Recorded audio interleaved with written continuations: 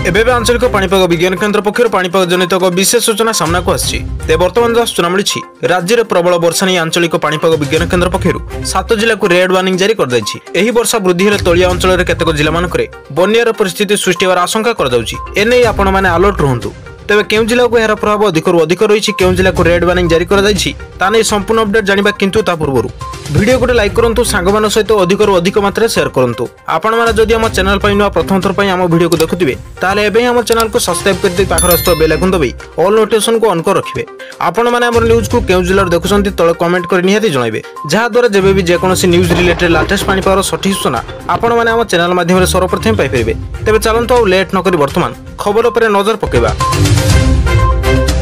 तेबे आज प्रबल अति प्रबल वर्षा नहीं किसी जिला को येलो वार्निंग जारी कर आंचलिक पाणीपाग विभाग केन्द्र यह जिला गुड़िक हूँ गजपति गंजाम कलाहांडी कंधमाल रायगड़ा कोरापुट नवरंगपुर पुरी जयसिंहपुर बौद्ध केन्दुझर मयूरभंज सुंदरगढ़ खोर्धा कटक नुआपड़ा सोनपुर बलांगीर ढेंकानाल मालकानगिरी झारसुगुड़ा और संबलपुर प्रबल अति प्रबल वर्षा येलो अलर्ट जारी कर सब जिला गुड़िक गोटे कि दुईटी स्थान में प्रबल वर्षा घड़घड़ी सह झटका पवन 30 ରୁ 40 किलोमीटर बेगर प्रति घंटा होबार आशंका रही सेहीपरि आसंता काली मध्य प्रबल अति प्रबल वर्षा सह वज्रपात और झटका पवन को नहीं 3टी जिला को येलो वार्निंग जारी कर